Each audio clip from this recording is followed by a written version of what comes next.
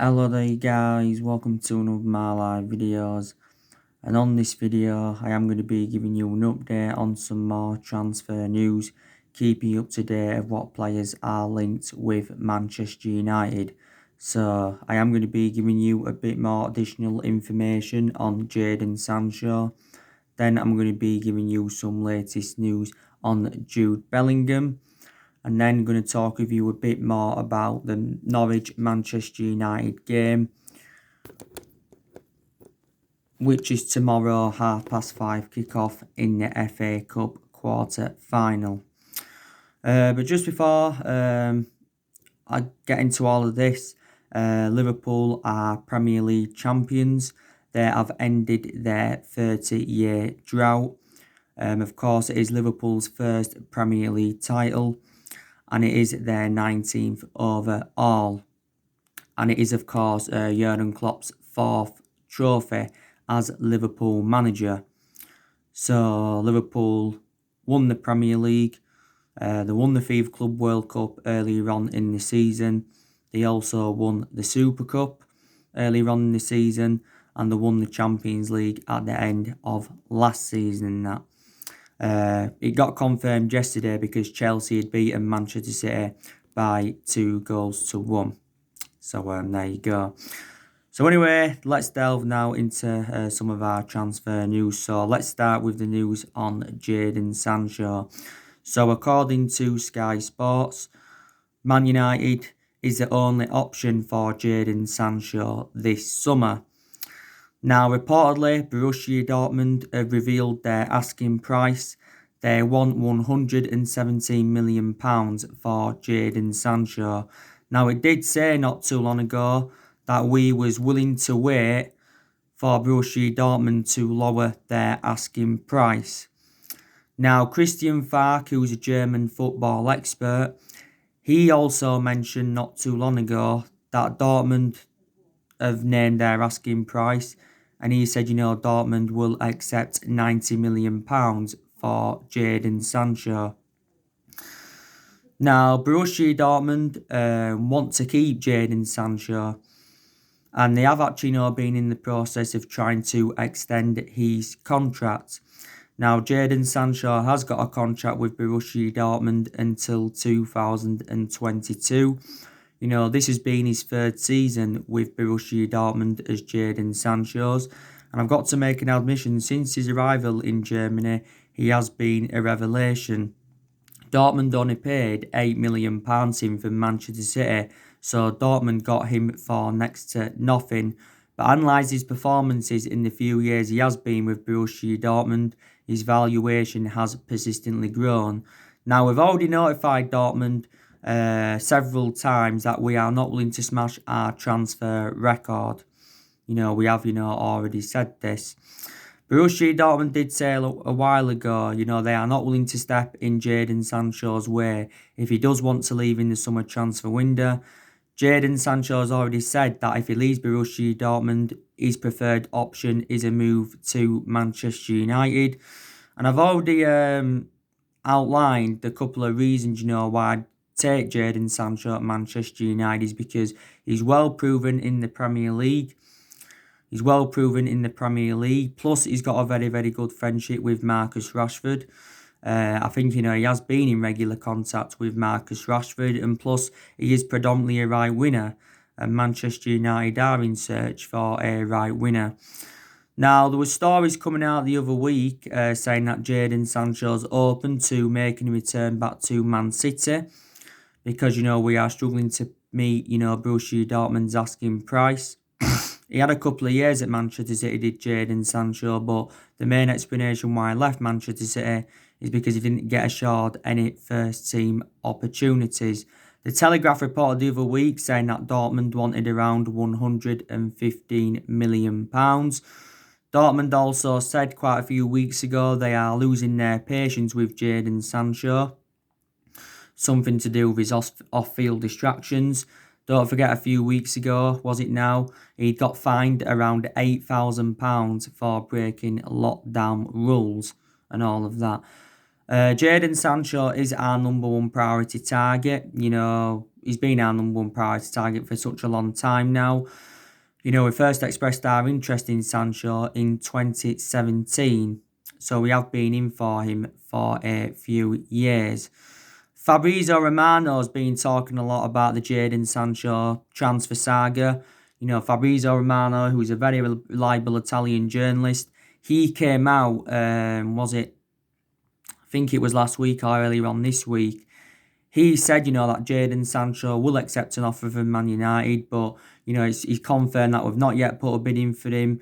You know, no talks have begun. The contract isn't a problem. It's the asking price that is actually, you know, the stumbling block, you know, of us, you know, getting Jadon Sancho. That, you know, is definitely the stumbling block. But there has been quite a few clubs that have been in for him. You know, Chelsea were in for him. And there were stories coming out the other week saying that Liverpool were leading the race for Sancho. Now, we've already made a promise to Jadon Sancho. You know, we did say that we are willing to offer Jadon Sancho the number 7. You know, if he comes to Manchester United in the summer transfer window. Now, as you all know, we have got number 7 vacant at the moment. And we have had a lot of good number 7s up and down the generations. You know, we had the likes of Ronaldo, definitely the best player that we've had in the Premier League era. Also, too, you know, we had the likes of Beckham, George Best, Eric Cantona, Owen and that. You know, we had all them as our number 7s, but our recent number 7s haven't been too good. Borussia Dortmund are known as a selling football club because they have let quite a few of their players go to the Premier League in recent years. You know, they let Christian Pulisic go, they let Pierre-Emerick Aubameyang go, they also let Mkhitaryan go, they let Kagawa go at one point, Ilkay Gundogan. You know, so they let players go to the Premier League, and there's also players that they've let go who didn't go to the Premier League, and that was Ousmane Dembele and Matt Hummels. To be fair though, Dortmund have recruited quite a few players in recent years.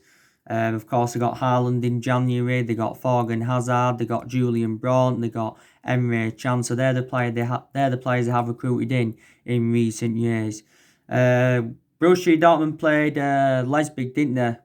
Not too long ago. Don't forget Jadon Sancho was benched for that game because his head is already with Manchester United, according to the player. His head is already with Manchester United and all of that.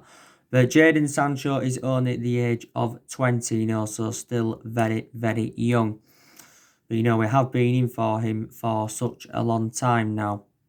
So, yeah, so Dortmund have come out and said that they do want £117 million for the player. This is, you know, how much they do want for him. But, you know, we'll see what happens anyway. But we are looking at a few alternatives, you know, to Jadon Sancho, if we do miss out on him. Obviously, you know, one of those alternatives have been Figo Almeida, from Saarfield. Also to Robbie Matondo from Schalke. We're also seeing him as an alternative to Jadon Sancho. Because let's be honest, there is cheaper solutions than Sancho. So there you go. So that is the latest news on Sancho anyway. But, you know, if we was to wait maybe until next summer to get Sancho, you know, it definitely cost less than £117 million. Now let's delve into the news on Jude Bellingham from Birmingham. So the news is regarding Jude Bellingham. I've just read this in the Express, and I think I've read it in a few other reports as well. It says that there's been a twist now in the regarding Jude Bellingham, because reportedly Pep Cloytet, the Birmingham City boss, he's made an admission saying that a decision has not yet been made over Jude Bellingham's future. I think Pep Cloytet does want Jude Bellingham to continue his development at Birmingham. Now, as you all know, there was reports coming out earlier on this week saying that, you know, Borussia Dortmund had run the race for Jude Bellingham. And it says Dortmund were going to get Jude Bellingham for around £18 million. And it said an announcement was expected in the coming days. But obviously, you know, now this hasn't happened. Now, Birmingham said, that they wanted around 30 odd million for Jude Bellingham, but Dortmund were only willing to pay £18 million for the player.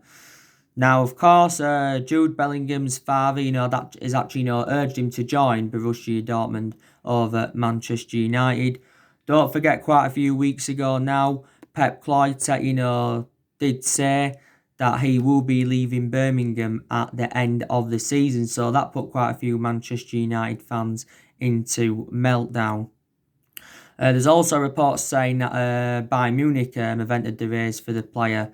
But it also said they've not entered the race because they believe, Borussia Dortmund have already got an agreement to get the player on the board. Now, this has been Jude Bellingham's first season in Birmingham City's senior squad. And he has, been a revelation in the Championship. I think he's played around 30 odd games in the Championship this season for Birmingham. Now, don't forget, he made his senior debut at the age of 16 years and 38 days. Jude Bellingham became the youngest player to represent Birmingham. Don't forget, back in March, he visited our Carrington training ground. Obviously, to hold talks with Sir Alex Ferguson. Ed Woodward had negotiations with his parents, so reflecting on that, that fueled quite a bit of speculation up. He did say Jude Bellingham was going to be signing his professional contract on the 29th of June. But looking likely, now that's probably not going to happen because his current salary at the moment at Birmingham is just 145 quid a week. But he is only the age of 16, so some people say that Jude Bellingham needs at least another season in the Championship with Birmingham, to gain more experience and all of that. But Birmingham are looking to get rid of him to resolve their financial issues. Don't forget, we made a promise to Jude Bellingham a while ago now, saying that we will immediately make him a first-team player if he comes to Manchester United.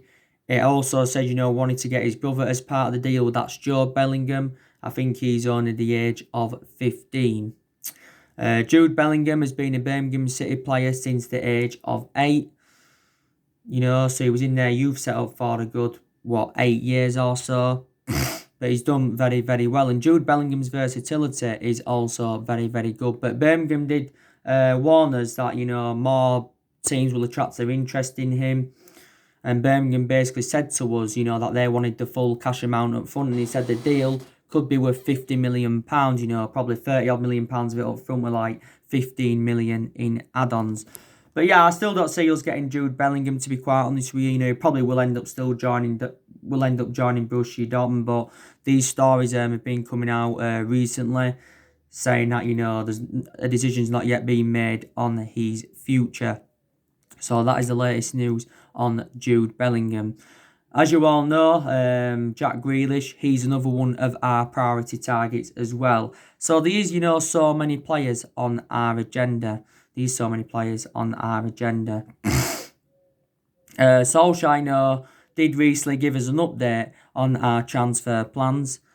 And he says, we need to spend money to compete with the likes of Manchester City and Liverpool. And Solskjaer did say that we will do business, if players are available for the right price.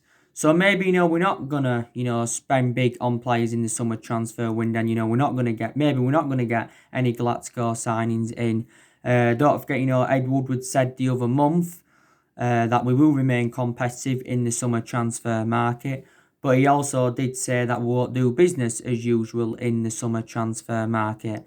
So what he means is, he says we won't be spending hundreds of millions of pounds on players.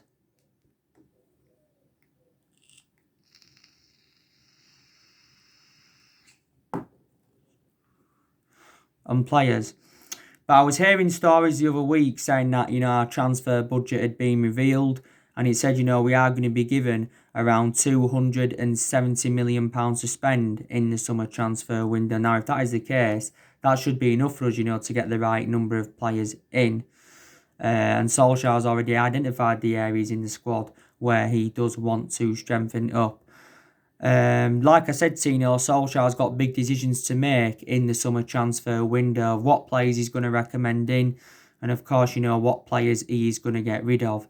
Solskjaer did say he's looking to make around 3 or 4 major signings at the end of the season, and he's looking to get rid of at least 5 players in the summer transfer window because quite clearly there is still deadwood at the football club.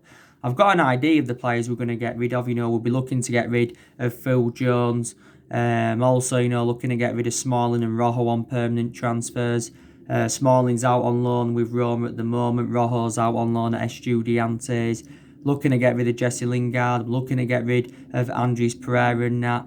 We've also got a decision to make on Angel Gomez.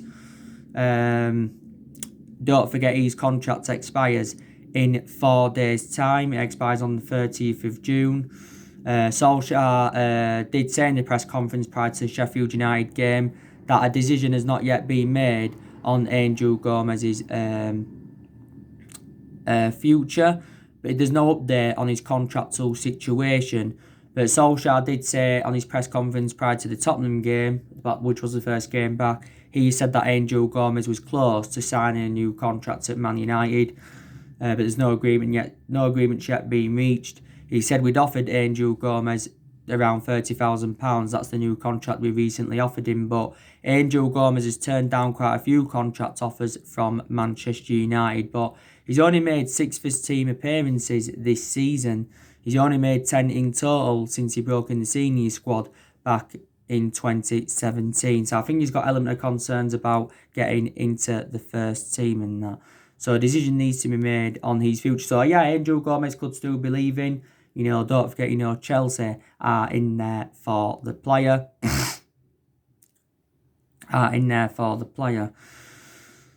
Yeah, so there's decisions that Ole Gunnar Solskjaer, has definitely, got to make.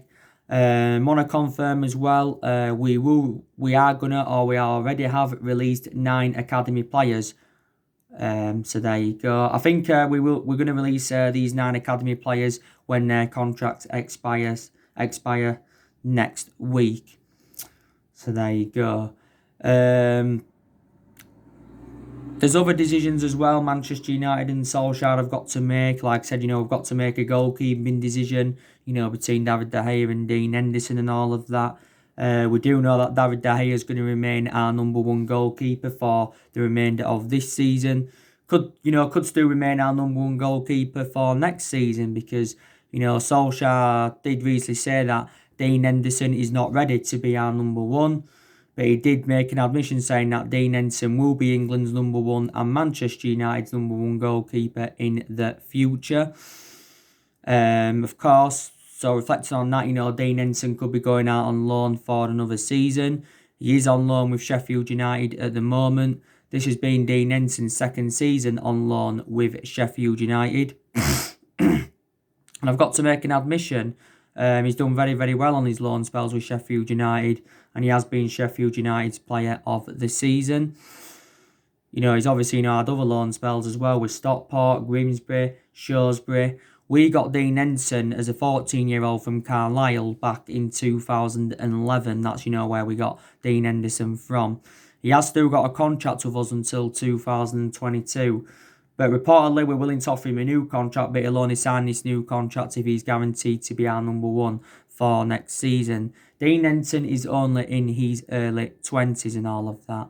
Recent reports did say Chelsea and Tottenham were interested in Dean Henderson.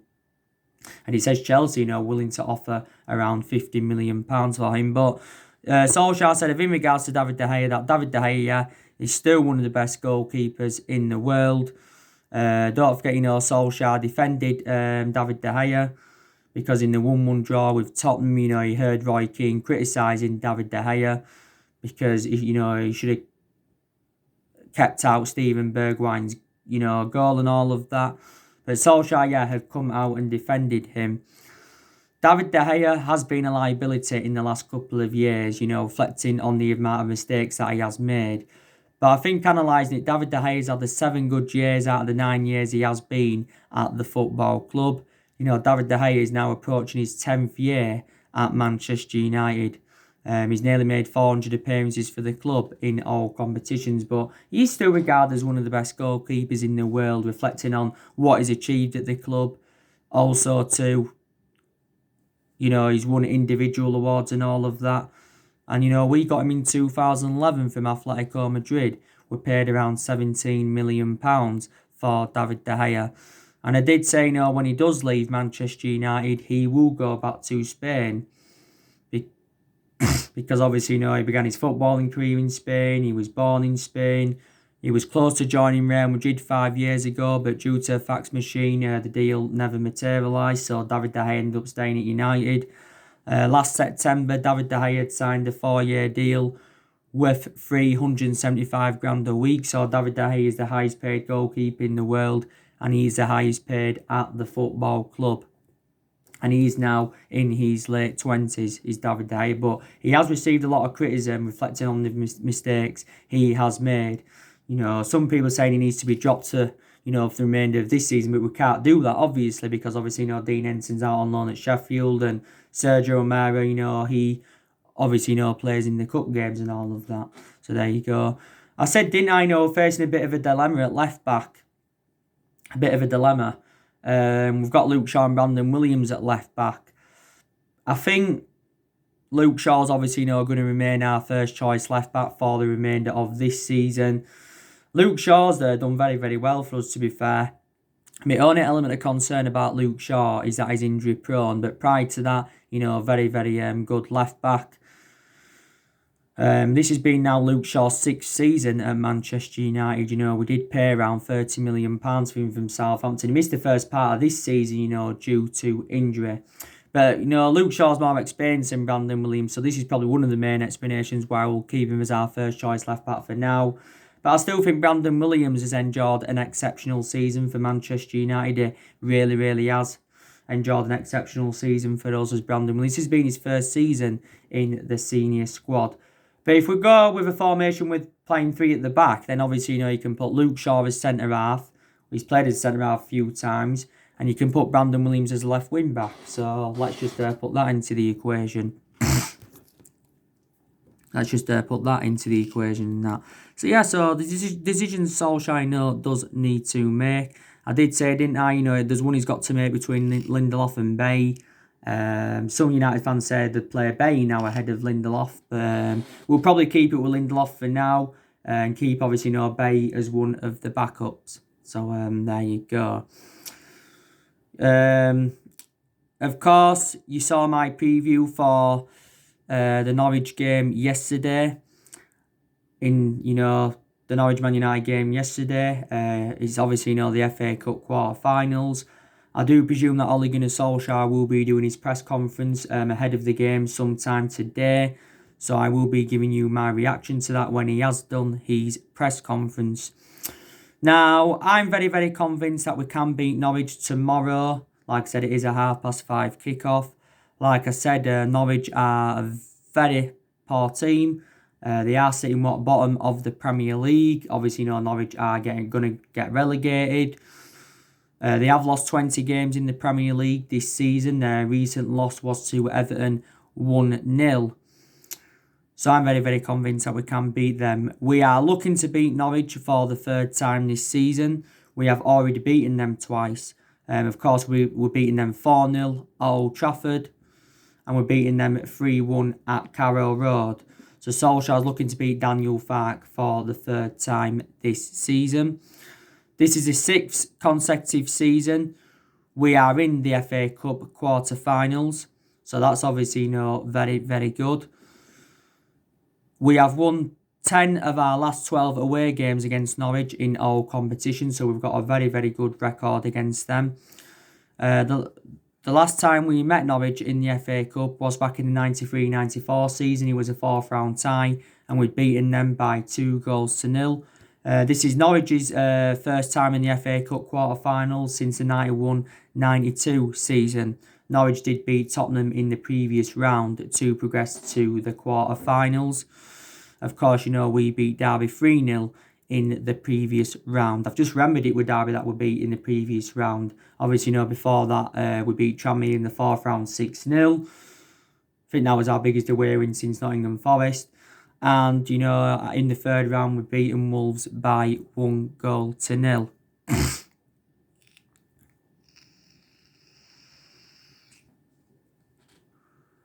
We're beating Wolves by 1-0. I've already, you know, given you some of the team news, haven't I? I gave you a bit of the team news yesterday. Norwich have got some injuries. Of course, they've got Zinnemann out. They've got Sam Byron out. And they've also got Grant Hanley out with injury of Norwich. Like I said, Tino, Norwich have got some decent players. I think, you know, probably one of their best players is Todd Cantwell, Timu Puke. He's also very, very good for Norwich. You know, Ben Godfrey. You know, he's also, I think he's a centre-half for Norwich, if I'm right. We've got a fully fit squad, more or less. I think Jones and Tuanzebe are now back from injury. Because, you know, they have been injured recently, Phil Jones and Alex Tuanzebe. But in reality, we should progress to the semi-finals of the FA Cup. You know, like I said, Tino, the FA Cup is a priority for us because that's a chance for us getting some silverware on the board. And if, you know, we can win the FA Cup, you know, it will be our 13th FA Cup because, you know, we have won 12 at the moment. Arsenal are on 13. So we are just one behind Arsenal. So Arsenal are the most successful team in FA Cup history. We're the second most successful team in FA Cup history in that, you know. And also to the Europa League is a priority for us as well because we're into the last 8 of the Europa League, more or less. We're into the last 8 of the Europa League because we are 5-0 up against Lask from the first leg. But Solskjaer's going to make several changes, I think, from the 3-0 win against Sheffield United on Wednesday. He is, you know, going to make several changes. Like I said to you, I give you also my starting 11 prediction yesterday, didn't I? I think, you know, Sergio Romero's going to be in goal because he plays in the cup games. I think probably Delor's going to be a right back. Wan-Bissaka will be dropped in this game. I think Lindelof will be dropped and he'll put Bailly alongside Maguire. I think Shaw will be dropped and we'll put Williams at left back. I think Pogba will start. Some people say drop Paul Pogba because obviously, you know, but don't drop Paul Pogba because Paul Pogba has only just come back, and since he's come back, you know, he's made a fantastic impact. Did very, very well against Tottenham when he came on. Started the game against Sheffield United. Obviously, you know, created the most chances in the Sheffield United game. Did Paul Pogba. That was his first start for Man United in 10 months. It was his first start since September, you know, Paul Pogba's. So I think Paul Pogba will play against Norwich. I really, really do. I think he'll play alongside McTominay in the midfield. Fernandes, I think, you know, probably will be dropped in this game. Like I said, you know, Bruno Fernandes has enjoyed a fantastic start to his Manchester United career. He's got 4 goals and 4 assists now for the football club. And in nearly every Premier League match, Bruno Fernandes is being given man of the match. Reflect on his good run of performances. Don't forget he won Premier League Player of the Month for February, did Bruno Fernandes. Reflect on his good run of performances. And, you know, he's been absolutely exceptional. And Bruno Fernandes and Paul Pogba is definitely the best midfield partnership in the Premier League. I think Kagalo's going to start this game as well against Norwich.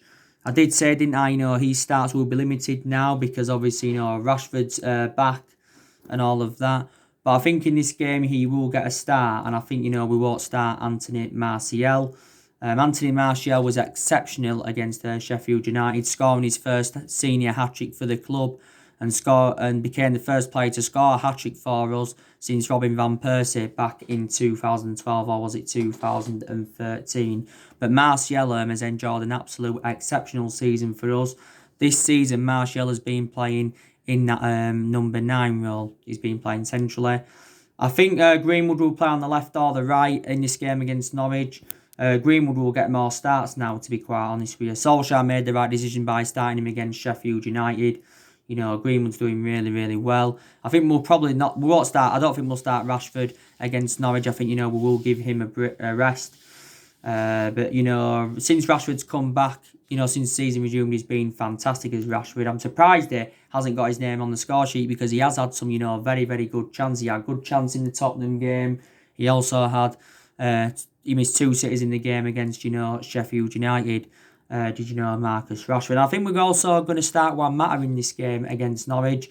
We could also start Jesse Lingard as well. So he is going to make a lot of changes in that. So yeah, we'll see what happens. We want to know a bit more of the team news today. Daniel Farke, he's been at Norwich since 2017. This has been Daniel Farke's third season with Norwich. Norwich is the third club in his managerial career, because before he was at Norwich, he was at Borussia Dortmund, and I think before he was at Borussia Dortmund, he was at Lippstadt. He's a German manager, by the way, is Daniel Farke. Our next league game is Brighton. That should be a game Manchester United should win. But we've got 7 games remaining now in the Premier League. And we've got the easiest running out of all the Premier League teams. So, in reality, we should win at least 6 of our 7 remaining games. I still say top 4's on for us, even though Chelsea won yesterday. We are now 5 points behind Chelsea. But I still think, it is still on for Manchester United's top 4. Don't forget, Solskjaer recently issued a warning to Leicester and Chelsea. Solskjaer has now laid out his objectives for the remainder of the season, reflects on the 3-0 win against Sheffield United. He wants the FA Cup, the Europa League, and he's also targeting a 3rd place finish. I don't see us, finishing 3rd, to be quite honest with you. But like I said, we do want qualification for the Champions League for next season. Solskjaer did say as well that we are not too far away from challenging for, the title. I think we're probably around 3 or 4 signings away from the title and that. But I said, didn't I, next season, our expectations will be to challenge for the title and all of that. And of course, Solskjaer has got to exceed these expectations. But, this has been the 7th season now. We have failed to mount any kind of title challenge up. We haven't won the Premier League for 7 years. Last time we won it was in Alex Ferguson's last season, and that was back in 2013 and all of that. That was back in 2013. Like I said to you, our net debt is just over £429 million. And because it had confirmed our debt had risen up by almost £130 million. But the coronavirus pandemic has cost us around £28 million and all of that. But like I've said to you, I've seen improvements under Solskjaer. Like I said, we've improved in the transfer market under him. He's got the players that I wanted to, get in. He's brought 5 good players into the football club so far and spent just over 200 million. Solskjaer's also promoted the youth very, very well. He's also got rid of a lot of the deadwood since he got recommended in to the football club. So that's very, very good. And, we are in a good vein of form now. We are unbeaten in our last 13 games in all competitions, and it's our best vein of form since Solskjaer was the interim manager. So anyway, guys, that's everything to update you today. Drop your comments, likes below on the channel if you do. Consider to subscribe as always, and take care. God bless. See you all again very, very soon.